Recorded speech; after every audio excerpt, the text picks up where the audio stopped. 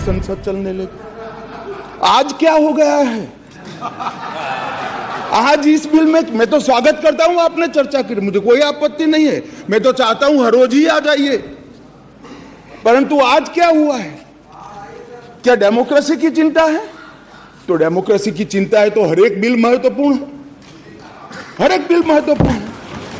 क्या देश की चिंता है तो किसानों के लिए भी बिल आया, बाकी सारे विषय के लिए भी बिल आए, मगर कोई नहीं आया।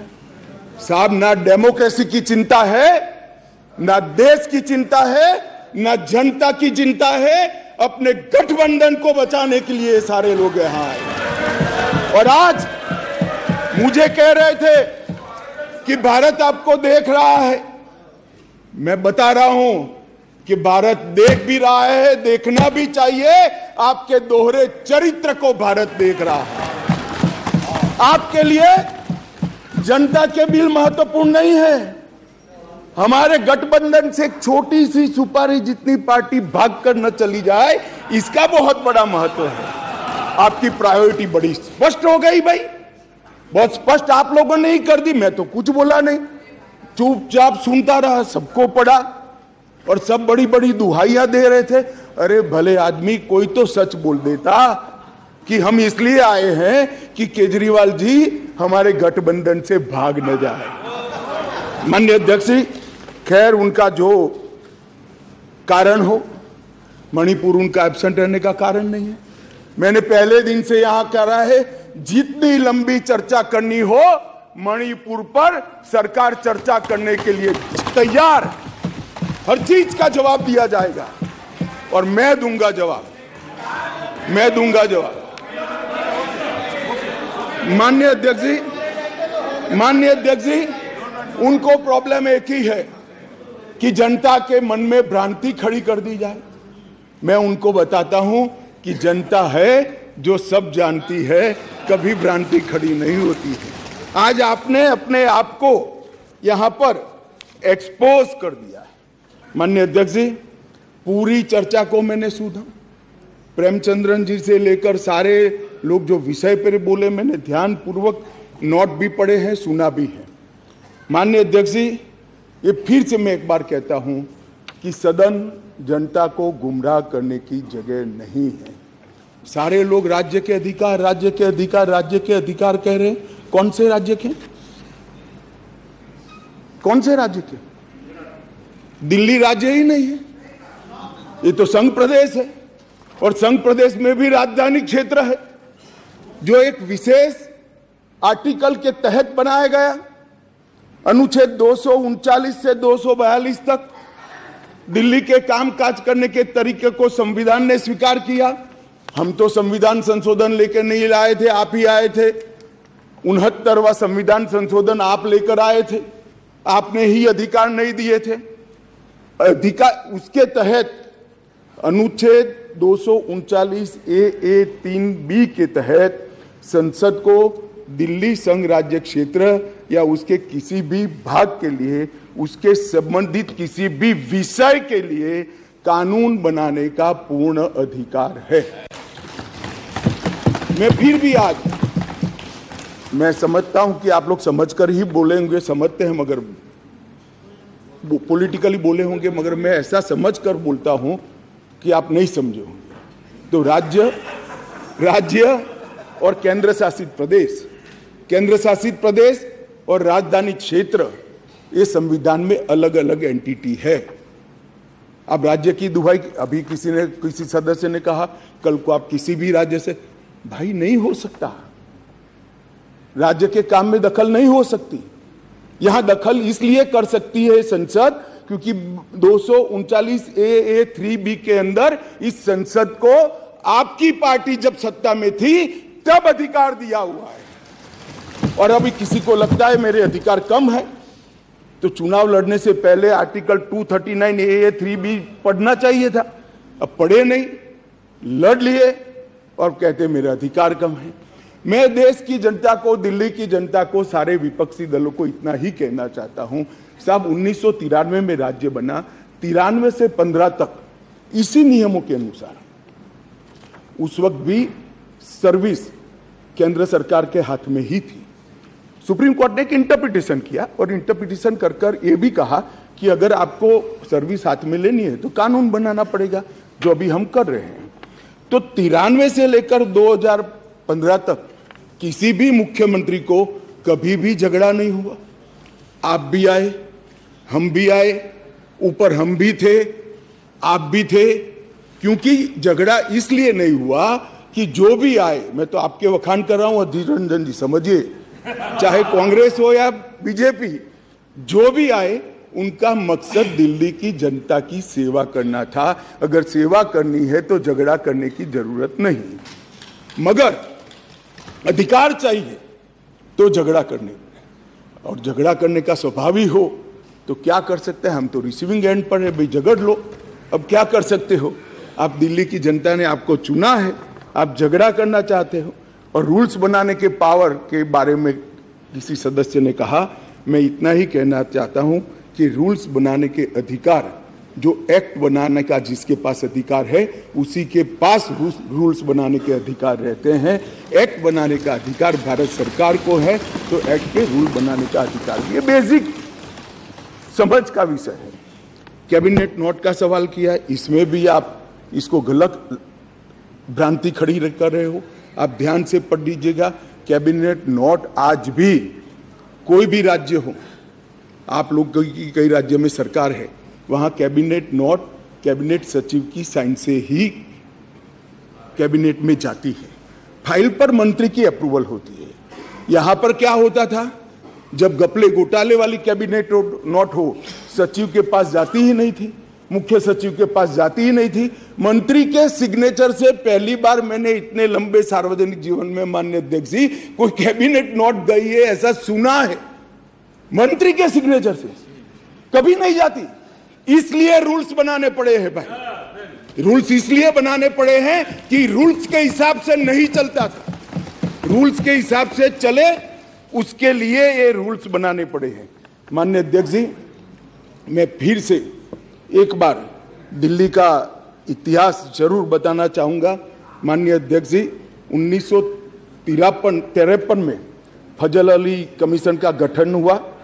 उसने अपना प्रतिवेदन 1955 में दिया। उसके पहले पट्टाभी सीतारामैया की कमेटी बनी। उसके बाद 56 में संविधान संशोधन कर यूनियन टेरिटरी की अवधारणा आई। इसके साथ साथ दिल्ली म्युनिसिपल कॉरपोरेशन एक्ट 57 नगर नियम अधिनियम लागू कर दिया गया। और 87 में जब सरकार या कमेटी बनी, उसके बाद दिल्ली को राज्य देने का निर्णय किया गया। 249A के तहत इसका विस्तृत वर्णन दिया हुआ है और 69वें संविधान संशोधन के द्वारा इसको लिया गया। मैं एक जो रिपोर्ट है इसका कोट भी पढ़ना चाहता हूं। पहले मैंने जवाहरलाल नेहरू जी को पढ़ा, अंबेडकर जी को पढ़ा। श्री रिंकू जी अंबेडकर जी को कह रहे थे कि अंबेडकर की भावना के खिलाफ काम कर रहे हो।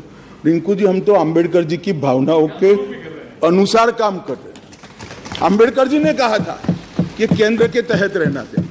और माननीय अध्यक्ष जी, बालकृष्ण रिपोर्ट में साफ शब्दों में कहा, मैं कोट अनकोट कहता हूं, दिल्ली की कार्यप्रणाली और सेवा प्रणाली, कार्यप्रणाली और सेवा प्रणाली केंद्र सरकार के अधीन होनी चाहिए। संविधान में संशोधन के दौरान तत्कालीन गृह मंत्री ने भी अपने वक्तव्य में ये बात को, रिपोर्ट को कोट किया और उन्होंने कहा कि बालकृष्ण समिति ने पूरे विश्व की राजधानियों की कार्यप्रणाली और सेवा प्रणालियों का अध्ययन करके ये प्रस्तुत किया है, जिसका हम पालन कर रहे हैं।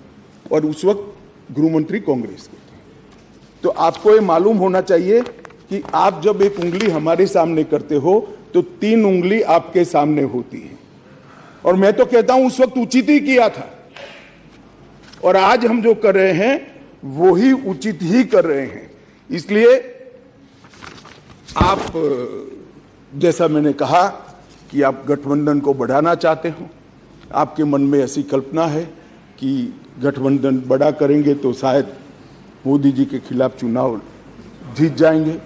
भाई और 2-3 लोगों को ढूंढ लाओ जितने हो सके इतना इकट्ठा कर लो, अगले प्रधानमंत्री नरेंद्र मोदी जी ही बनने वाले। परंतु कम से कम इसके लिए 130 करोड़ की जनता के सामने इतने एक्सपोज न हो। हर बिल आता है, नहीं मणिपुर पर चर्चा, मैं मणिपुर पर चर्चा करने के लिए आता हूं, नहीं मणिपुर पर चर्चा नहीं, हम विरोध करेंगे, यहां आ जाएंगे, मेरे सामने बोर्ड लेकर खड़े हो जाएंगे। ठीक है भाई, करो। मगर जैसे ही गठबंधन टूटने वाला बिल आया, मणिपुर भी याद नहीं आया, डेमोक्रेसी भी याद नहीं आई, दंगे भी याद नहीं आए, सब इकट्ठा होकर देखो सामने बैठे, सारे इकट्ठा। और 130 करोड़ की जनता को बताते हैं हमें मणिपुर की चिंता नहीं है, हमें चुनाव की चिंता है, हमें डेमोक्रेसी की चिंता नहीं है, हमें चुनाव की चिंता है, हमारी पार्टी के कोई सिद्धांत नहीं है, केवल और केवल राजनीति में, चुनाव जीतने के लिए राजनीति में है। और बताइए भैया, आप बाहर जाकर मीडिया को, अगर ये नहीं है तो सारे बिल में क्यों एब्सेंट रहे? सारे बिल महत्वपूर्ण नहीं है क्या? सारे बिल महत्वपूर्ण है, आपको रहना चाहिए था। मगर ये बिल इसलिए महत्वपूर्ण है कि ये बिल आपके गठबंधन को क्षति करता है। और मैं एक बात आगे कह देता हूं कि ये बिल पास होने के बाद वैसे भी आपका गठबंधन टूट जाने वाला है, केजरीवाल जी आपको बाय बाय कर देंगे। माननीय अध्यक्ष जी, एक बात आई कि भाई अध्यादेश क्यों लेकर आए। मैं बताना चाहता हूं कि 11/5/2023 को संविधान पीठ ने एक फैसला दिया। अब संविधान पीठ के फैसले को कोई ध्यान से पढ़ेगा तो वो फैसला कहता है, इन वे संविधान पीठ ने 2 जजों की खंडपीठ का, बेंच का गाइडेंस किया है। फाइनल निर्णय 2 जज की बेंच ने करना है। वो अभी डेट लगी भी नहीं है, मैटर लगी भी नहीं है। 11/5/23 को जजमेंट आया और 11/5/23 को ही दिल्ली सरकार के सेवा विभाग ने, मंत्री ने एक परिपत्र घोषित कर दी अपने सिग्नेचर से। फिर से मैं कहता हूं, परिपत्र सचिव करते हैं, यहां मंत्री करते हैं। आज 5:30 बजे तक पात्र अधिकारियों की सूची के साथ जो इस पद तैनात किए जा सके, सचिव सेवाएं की तैनाती, मतलब सर्विस जो देखते हैं वो सचिव की तैनाती के लिए नोट प्रस्तुत किया जाए। अभी तो सुप्रीम कोर्ट ने निर्णय करना बाकी, इन प्रिंसिपल निर्णय किया है।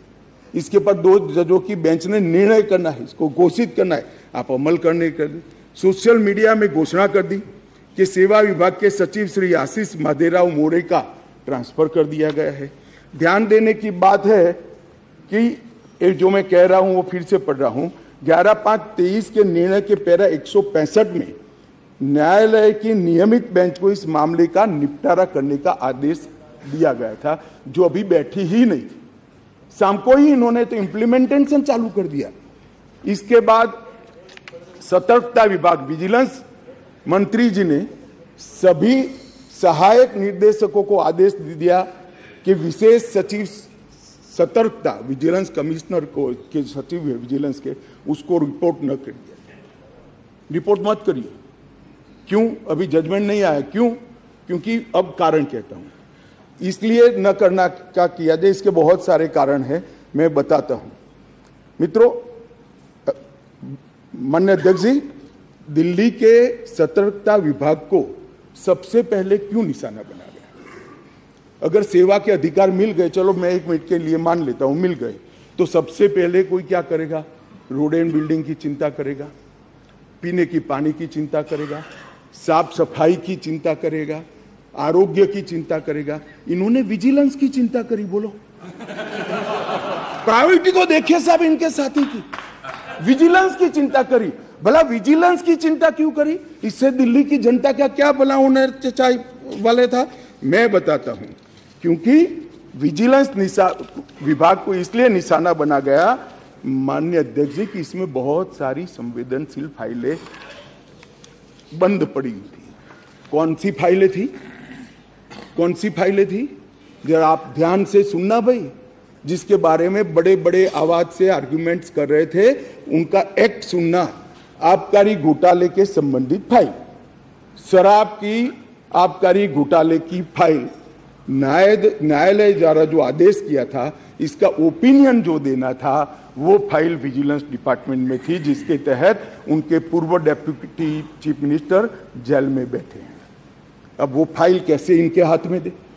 मुख्यमंत्री के नए बंगले के निर्माण पर अवैध रूप से हुए खर्चे के संबंधित फाइल, जिसमें स्वयं मुख्यमंत्री फंसते हैं।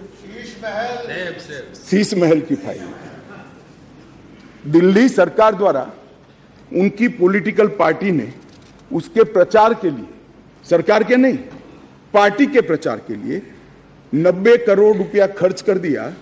कोर्ट ने ऑर्डर किया कि वो 90 करोड़ रुपया पार्टी के खजाने से दिल्ली सरकार में भरा जाए। इसकी जांच की फाइल भी सतर्कता विभाग में थी। माननीय अध्यक्ष जी, एक फीडबैक यूनिट बना दिया। अब आप संविधान की दुहाई दे रहे हो, ये एक्ट सुधारने के पहले भी लॉ एंड ऑर्डर इनके पास नहीं है, तो उनके पास खुफिया विभाग नहीं हो सकता। उन्होंने फीडबैक यूनिट के नाम से करोड़ों रुपए का खर्च कर एक स्वतंत्र गैरकानूनी खुफिया विभाग खड़ा कर दिया। अब इसकी भी जांच चालू हो गई। वो फाइल भी विजिलेंस में थी। BSES जो बिजली सप्लाई करने वाली कंपनी है और BYPL कंपनियों का 21,000 करोड़ का बकाया था, फिर भी एक इंडस्ट्री को और रुपया दे दिया। उनको 21,000 करोड़ लेना है, वो साइड में रहा और दूसरा पेमेंट कर दिया। इसका भी विजिलेंस में इंक्वायरी चल रहा है। अब ये सारी फाइलों के लिए माननीय अध्यक्ष जी सतर्कता विभाग को निशाना बना दिया। और ये हमारे दल, मैं तो नहीं मानते सारे दल इसका समर्थन करते होंगे ऐसे काम के, मगर गठबंधन की एक मजबूरी है, इसलिए सारे दल ये सतर्कता विभाग के साथ आज आप पार्टी के साथ जुड़ गए। माननीय अध्यक्ष जी, एक कहा कि भाई सत्र बुलाने का। माननीय अध्यक्ष जी, सभी दलों की कहीं ना कहीं पार्टियां रही। मैं इनको ये कहना चाहता हूं कि आपने असेंबली, एक भी असेंबली ऐसी दिखी है जिसका सत्र अवसान ही न हो? माननीय अध्यक्ष जी, सत्र आहूत होता है, आप सत्र अवसान यहां करते हो, राष्ट्रपति महोदया साइन करती हो, सत्र का अवसान होता है, नए सत्र का फिर से आहूत किया जाए। एक असेंबली देश में ऐसी है, दिल्ली संघ राज्य क्षेत्र की, जिसका सत्र अवसान ही नहीं होता है, चालू ही रहती है। और जब भी पॉलिटिकल भाषण देना है, रिस्पॉन्सिबिलिटी से भागना है, सदन के विशेषाधिकार का उपयोग करना है, किसी को गाली गलौज करना है, तो आधे दिन का सत्र बुलाकर गाली बोलकर फिर से सत्र निलंबित कर देते हैं। सत्र का अवसान ही नहीं होता है। मान्य देखिए, ऐसी कोई सरकार देखी है आपने? मैं इसलिए कह रहा हूं, इनको बताता हूं आप किसका समर्थन कर रहे हो, किस व्यवस्था का समर्थन कर रहे हो माननीय अध्यक्ष जी। और देश की जनता को यह सब मालूम है। और एक कैबिनेट के अधिकारों की बात कर रहे हैं, असेंबली के अधिकारों की बात कर रहे हैं। 2020 में दिल्ली विधानसभा का एक ही सत्र बुलाया गया, बजट सत्र, जिसमें 5 बैठकें हुई। 2 दिन का जो मजबूरी है, बजट पारित कराना है। 21 में भी एक ही सत्र बुलाया गया, बजट सत्र, जिसमें 3 दिन की बैठक करी, 4 बैठकें करी। वो बजट सत्र था, मजबूरी है। 2022 में एक ही सत्र बुलाया गया, बजट सत्र, क्योंकि मजबूरी है, बजट पारित करना है। और 2023 में भी एक सत्र बुलाया गया, बजट सत्र। इसके अलावा विधानसभा ही नहीं बुलाई माननीय अध्यक्ष जी। अरे विधानसभा के अधिकारों की हमारे विपक्षी दल के मित्र, कौन से अधिकार भाई? विधानसभा बुलानी है नहीं है? ओवैसी जी, आप मुगालते में हैं, आप मुगालते में है, विधानसभा बुलानी ही नहीं है।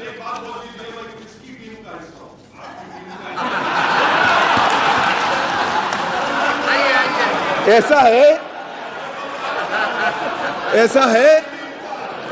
ओवैसी जी, मैं तो चाहता हूं आप अपनी स्वयं टीम बनाओ। अब वो परेशान है, इसलिए कहता हूं, मैं चाहता हूं आप अपनी स्वयं, आपके मुद्दे सबसे अलग है। माननीय अध्यक्ष जी, मैं अब कैबिनेट बैठक पर आता हूं। 2022 के लिए 2022 में सिर्फ 6 कैबिनेट बैठक बुलाई गई, सिर्फ 6 ही बैठक पूरे साल में। इसमें से 3 बैठक बजट संबंधी थी। और एक बैठक एक कंपनी को फायदा करने के लिए बुलाई गई। तो एक चुल में देखे तो 2 बैठक बुलाई गई। माननीय अध्यक्ष जी, 2023 में 2 ही बैठक अब तक बुलाई गई है, दोनों बैठक बजट के लिए। अब ये कैबिनेट की बात कर रहे हैं, भैया कैबिनेट बुलाते नहीं है, वही तकलीफ है दिल्ली की जनता को, ये तो बुलाते ही नहीं कैबिनेट। हम तो चाहते हैं कैबिनेट बुलाया जाए। अब किसका समर्थन कर रहे हो? गठबंधन करना चाहिए, सबको जोड़ना चाहिए, हम भी चलाते हैं, मगर ऐसे एक भी बिल में चर्चा नहीं करना और इसमें खड़े हो जाना। माननीय अध्यक्ष जी, शॉपिंग फेस्टिवल आयोजित करने के लिए विज्ञापन के नाम पर करोड़ों रुपया खर्च कर दिए, इसमें भी कोर्ट ने स्ट्रिक्चर किया। केग का रिपोर्ट 2 साल से सदन में नहीं रखते हैं, संवैधानिक प्रोविजन है। आप हमें संविधान सिखाते हो, जरा आपके साथी को सिखा दो कि केग के रिपोर्ट को आप छुपा नहीं सकते हो। 2 साल से साहब केग का रिपोर्ट नहीं छुपा, सदन के पटल पर नहीं रखते। बोलो क्या ये संवैधानिक प्रावधान है? माननीय अध्यक्ष जी, RRTS, AIIMS, UER, IIT Delhi, इस जैसी संस्थाओं के 13 परमिशन वहां लंबित है, नहीं देते हैं। उनको डर है कि ये सब होगा है तो मोदी जी बड़े लोकप्रिय हो जाएंगे। मैं इनकी सरकार चलाने का तरीका बताता हूं माननीय अध्यक्ष जी। 5G टेक्नोलॉजी लाने के लिए 2016 के एक अधिनियम बनाए, देश के सारे राज्यों ने, इवन DMK ने भी इसको एक्सेप्ट कर लिया, परंतु दिल्ली नहीं करता है क्योंकि उनको विकास से कोई सरोकार नहीं है। माननीय अध्यक्ष जी, 2013 से जो सिविल सर्विस बोर्ड की हमने रचना की, इसको लेकर ये आगे गए। माननीय अध्यक्ष जी, मैं सदन के सामने और आपके माध्यम से देश की जनता को बड़ी विनम्रता के साथ कहना चाहता हूं कि ये अध्यादेश और बाद में अब जो बिल में कन्वर्ट हो रहा है, वो विधेयक लेकर मैं आया हूं, ये संपूर्णतया संविधान सम्मत है और केवल दिल्ली की जनता के कल्याण के उद्देश्य से बनाया गया है। हमारा कोई राजनीतिक उद्देश्य इसके लिए नहीं है। माननीय अध्यक्ष जी, मैं थोड़ा बाहर क्लियर कर दिया, उनको लगा 2G बोला, 5G बोला था, 5G बोला। मारन जी पूछ रहे हैं, वहाँ पूछ माननीय अध्यक्ष जी,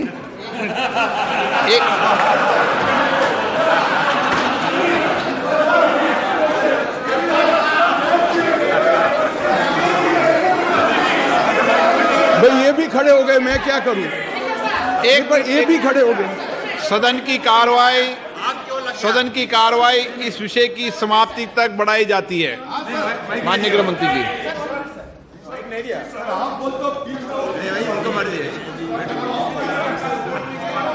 मैं क्या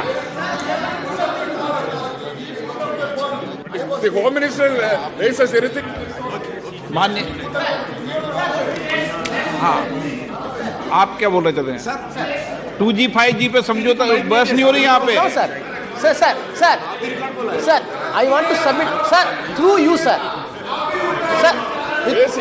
Through you, sir, I want to submit one thing before the House and the Honorable Home Minister and other members of the Parliament in the other side, adversary benches.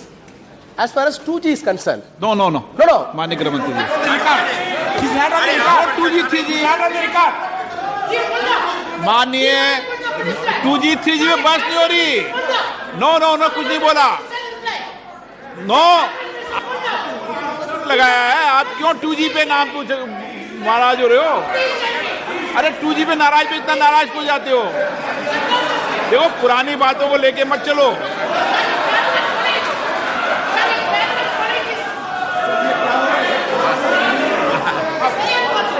वो 2G अध्यक्ष जी रिकॉर्ड पर नहीं है, बता दीजिए इनको। देखिए, वो रिकॉर्ड पे नहीं है, आप क्यों रिकॉर्ड पे लाना चाहते हो बात? अरे ऑनरेबल मेंबर, वो रिकॉर्ड में नहीं है, आप क्यों रिकॉर्ड में लाना चाहते हो बात? ऑनरेबल मेंबर, वो रिकॉर्ड में नहीं है। Okay, no record, no record. Okay माननीय गृह मंत्री जी,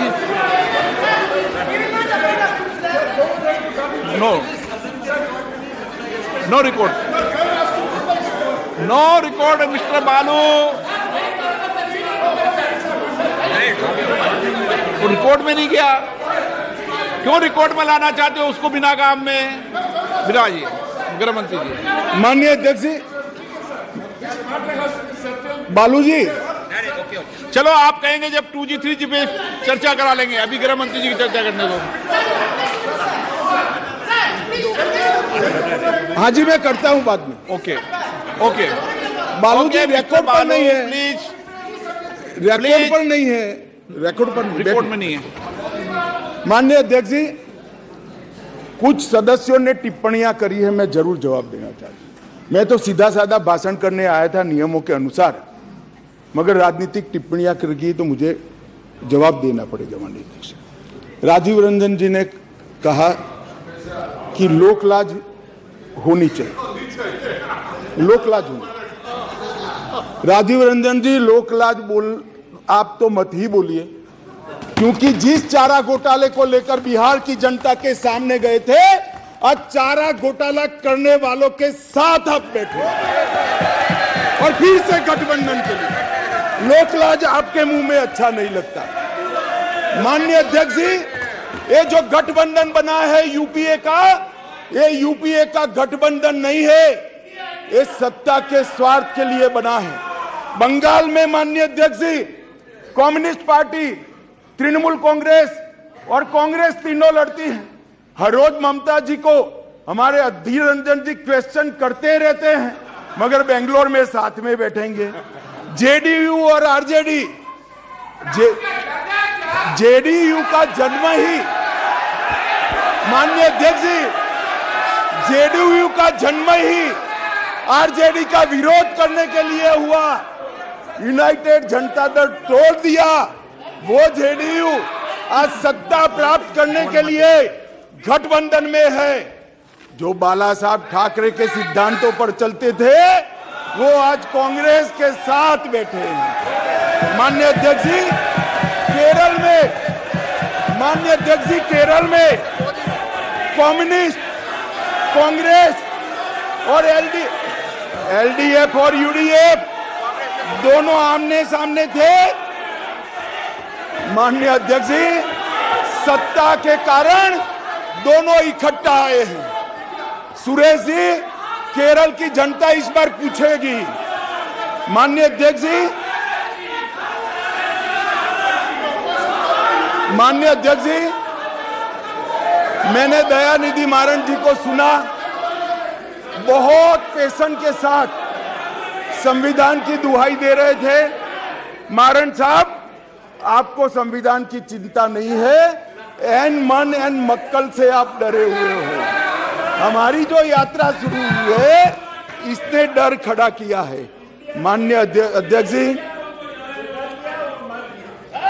शशि थरूर जी ने कहा, माननीय अध्यक्ष जी, शशि थरूर जी ने कहा कि कांग्रेस की सरकार होती या आपकी सरकार होती तो ऐसा करते।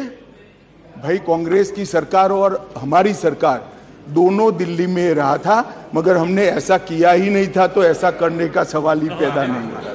बहुत अच्छे तरीके से चलता था, कोई झगड़ा नहीं था। माननीय अध्यक्ष जी, मैं अंत में इतना ही कहना चाहता हूं, अभी भी समय है, वोटिंग बाकी है, यही समय है, सही समय है। विचार बदलिए, जनता देख रही है, जनता सब कुछ जानती है कि 9 बिलों में उपस्थित न रहने वाला समूचा विपक्ष आज गठबंधन बजाने के लिए अखाड़े में उतर गया है। माननीय अध्यक्ष जी, ये सदन के अंदर निहित स्वार्थनीतिक उद्देश्यों के कारण ना भाषण देने चाहिए, ना वोटिंग करनी चाहिए। सदन के अंदर वोटिंग 130 करोड़ की जनता के भले के लिए करनी चाहिए। मैं अंत में फिर से अपील करता हूं कि अभी भी जनता देख रही है, यही समय है मन बदलने का।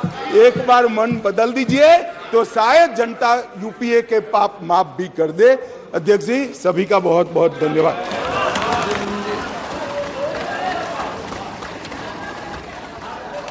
सर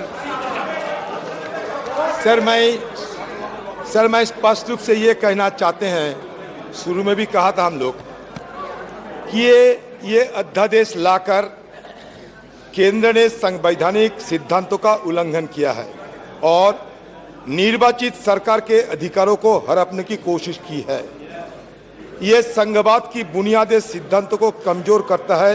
सुप्रीम कोर्ट की संवैधानिक पीठ ने 11 मई को दिल्ली सरकार को जो अधिकार सौंपे थे, जिसके बाद केंद्र सरकार ने अध्यादेश लाकर कोर्ट का फैसला पलट दिया है। सर यही हमारा मोटा मोटी यही हमारा ये सरकार के खिलाफ प्रश्न है कि सर एक मिनट, नहीं सर, नहीं हुआ ये कब बोलने दीजिए सर। आपने बोल तो लिया, क्या बोला था? नहीं, ये तो रेस्पॉन्ड करने का अधिकार है सर, ये रेस्पॉन्ड करने का अधिकार है सर। एक मिनट अमित शाह जी आप इतने सारे हमें भाषण सुनाया, ये लगा कि आप चुनावी मोड में आ गए। मुझे ऐसा उम्मीद थी कि कम से कम आज की तारीख में जब मणिपुर की बात आपने जिक्र किया तो कम से कम सुप्रीम कोर्ट मणिपुर की मुद्दे में क्या टिप्पणी की। सुप्रीम कोर्ट कहते हैं कि मणिपुर में सरकार नहीं है, पुलिस नहीं है, कोई शासन नहीं है। विषय पर बात कीजिए। नो संकल्प के समय जब आपका भाषण दिया था, जब आपने बहुत सारी बात बिना विषय के बोली, मैंने कोई आपत्ति नहीं की थी। प्रश्न ये कि अधीर रंजन चौधरी द्वारा प्रस्तुत सामाजिक संकल्प को स्वीकृत किया गया है। जो सदस्य के पक्ष में हाँ गए, जो सदस्य विरोध में ना गए, मेरे विचार में निर्णय ना वालों के पक्ष में, ना वालों के पक्ष में सामाजिक संकल्प अस्वीकृत हुआ। प्रश्न है कि विधेयक पर विचार किया जाए। जो सदस्य इसके पक्ष में हाँ गए, जो सदस्य विरोध में ना गए, मेरे विचार में निर्णय हाँ वालों के पक्ष में, हाँ वालों के पक्ष में विधेयक पर विचार करने हेतु प्रस्ताव को स्वीकृत किया गया। अब सभा विधेयक पर खंडवार विचार करेगी। कुछ मान्य सदस्यों ने इस विधेयक पर अपने अपने संशोधन दिए, परंतु वे सभी इस समय सभा में उपस्थित नहीं है। अगर सभा की सहमति हो तो मैं सभी खंडों को सभा में निर्णय के रख लूं।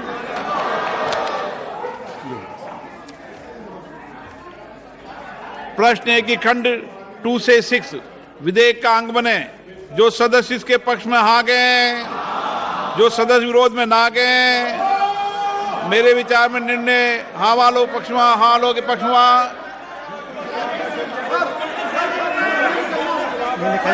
आलो पक्षवा खंड 2 से 6 विधेयक का अंग बने।